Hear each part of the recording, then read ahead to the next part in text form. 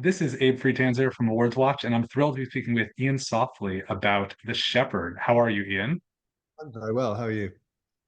Good, good. Can you tell me how this project came to fruition, what you knew about the source material?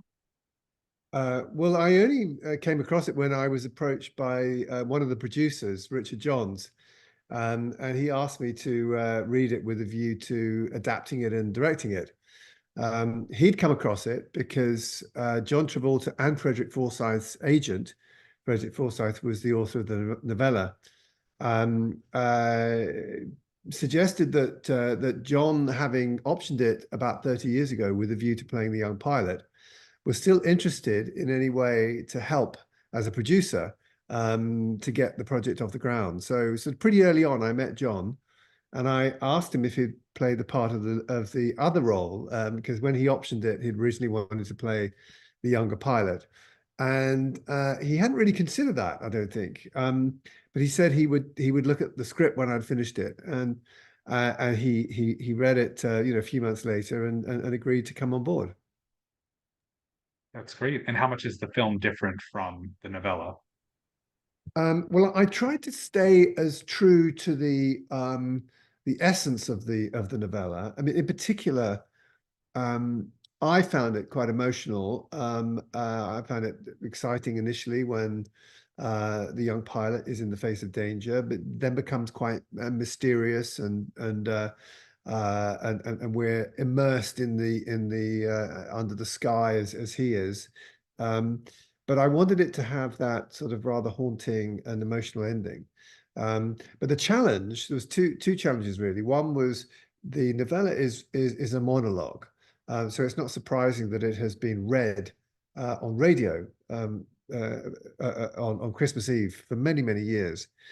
So I had to replace what was really a sort of an internal thought um, narration by the pilot, and to try and convey his journey, his inner journey, the emotional ride that he goes on through really a combination of the performance of the young pilot, played so brilliantly by Ben Radcliffe, um, and discussing with him the actions and the expressions in order to kind of convey that inner turmoil, but also to use all the other elements of filmmaking, the photography, the design, and in particular the music and the sound effects to sort of create this sort of almost a musical narrative, if you like, of the journey. Beyond that, the novella starts on the runway with the pilot about to take off. So I had a sort of an extended prologue to fill in a bit of background to create a bit of more jeopardy before his flight. The fact that he maybe was not quite experienced enough, but he was given a chance because the weather was so good. So when the weather changes, he's then finds himself out of his depth.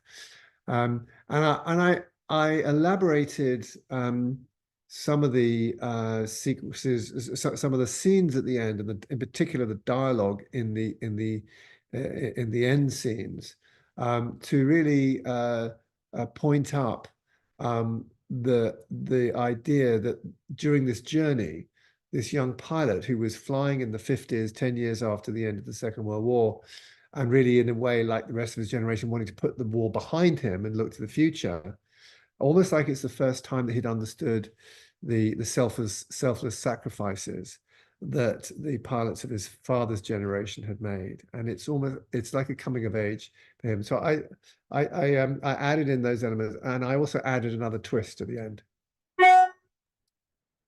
Great. I speak to a lot of filmmakers who, are Oscar shortlisted for their short films, and most of them are sort of up and coming, and they're eventually going to direct a feature. You've directed features like K-PAX, Wings of the Dove, etc. What is it like to do a short film at this point in your career? Well, I was initially asked to do this film as a feature film. One of the other producers who came on board, Bill Kenwright, a legendary figure in many fields in the UK, who sadly died a few weeks ago.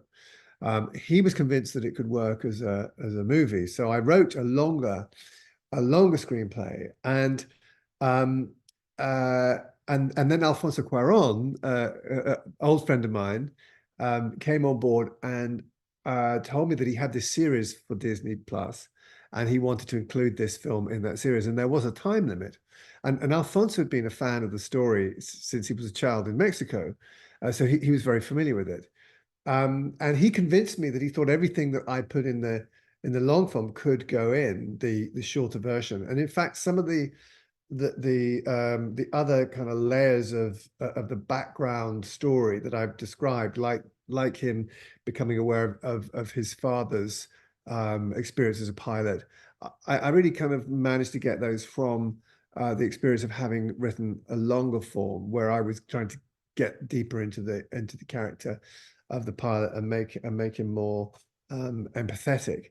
And I think the thing that I was wary of was would I be able to get that same emotional impact and reaction that all of the people that I knew who'd read the book felt.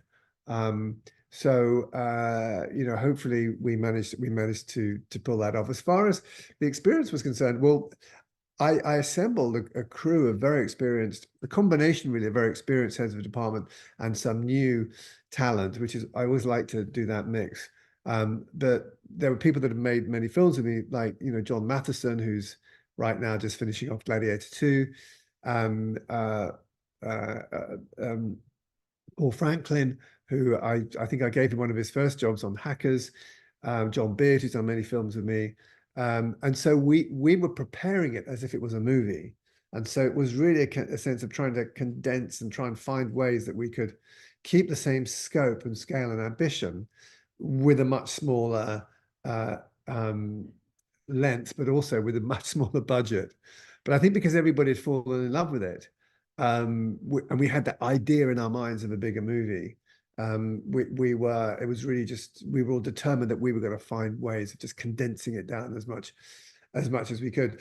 The answer to your question, though, is that I think because of that, it really didn't feel that different, to be honest. You know, we've had the pleasure of being able to show it on you know, some large screens to some audiences, and you know, a couple of festival appearances.